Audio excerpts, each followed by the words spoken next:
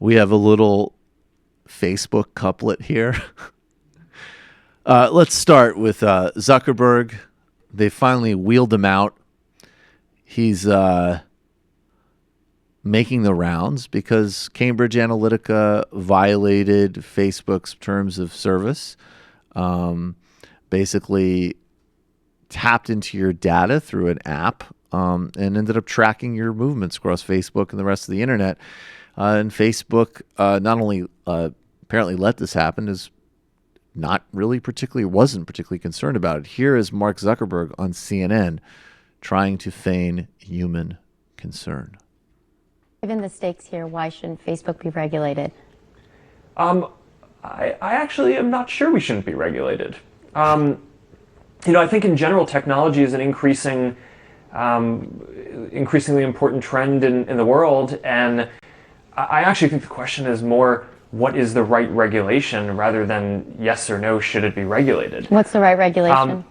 Well, there's some basic things, then I think that there's some big intellectual debates. On the basic side, there are things like ads transparency regulation that I would love to see. Right? If you look at how much regulation there is around advertising on TV and print, it's just not clear why there should be less on the internet, right? You should have the same level of transparency required. And I don't know if a bill is going to pass. I know a couple of senators are working really hard on this, but we're committed, and we've actually already started rolling out ad transparency tools that accomplish most of the things that are in all the bills that people are talking about today. Because we just think that this is an important thing. People should know who is buying the ads that they see on Facebook, and you should be able to go to any page and see all the ads that people are running to different audiences.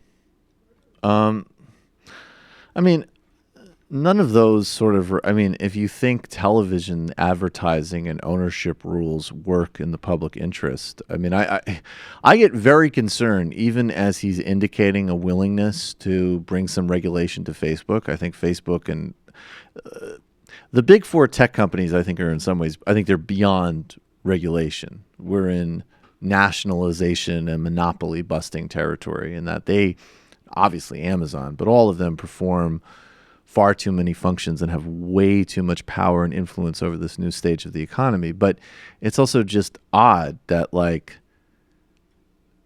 television, anytime somebody talks in any way about making the internet more like television, I get very nervous.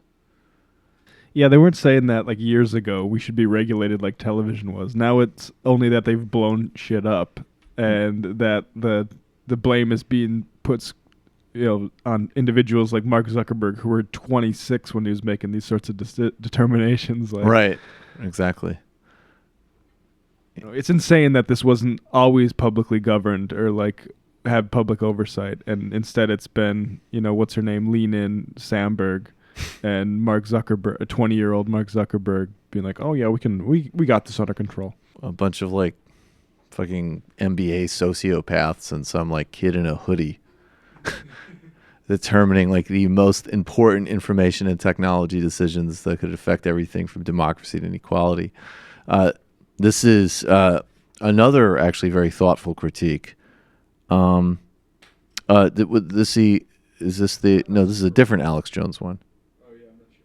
I'm sorry. Okay, well no, let's play this second.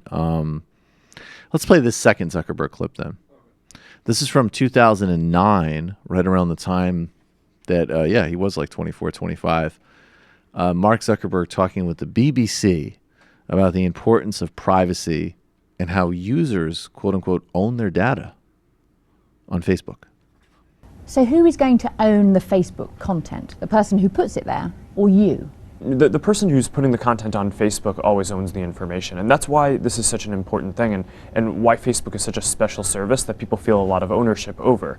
Right? This is their information; they own it. And you won't sell it? They often want to. No, of course not. They want to share it with only a few people. Right? I might upload a photo album that I only want to share with a few members of my family or my friends from high school, and it's really important that that information only goes to those people, and people feel a really strong sense of ownership over that, which is why it was really important to say, we trust our users, and that's why we're going to open up governance like this. You say there's a contradiction between people wanting to share information online and wanting to control it. Why? Well, I think, everyone wants to be able to see all the information that's out there, And at the same time, everyone wants to make sure that they're only sharing their information with the people who they want to see it. So it's important that we design a system where people can do both.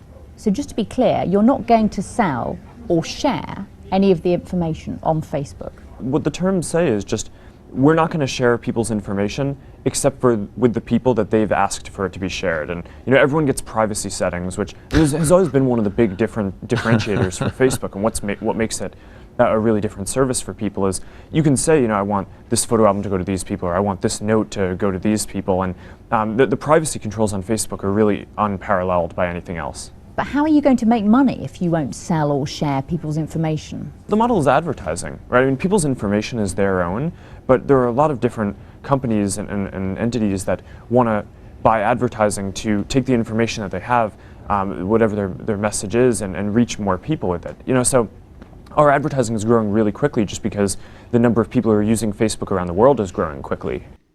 So it's interesting because the model, of course, still is advertising. It's just in this economy, in this world that's been opened up by platforms like Facebook, the business of advertising is deep, deep, deep inside, everybody's data.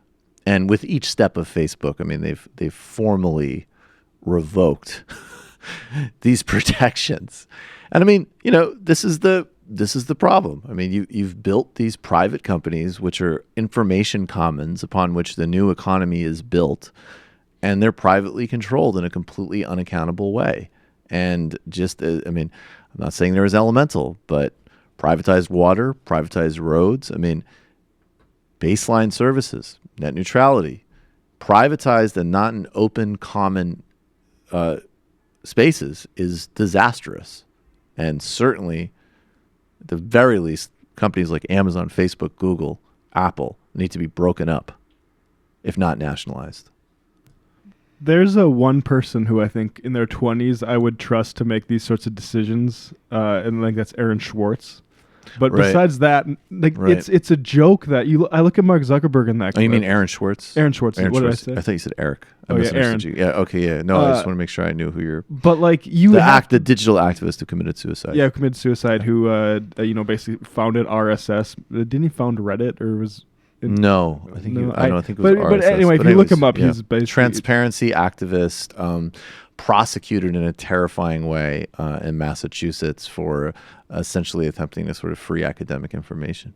But it's just ludicrous that we expected Mark Zuckerberg to have the wisdom to be able to guide this, in a disinterestedness, and it's not. I don't blame Mark Zuckerberg for all this. This is us as a society. This is what happens.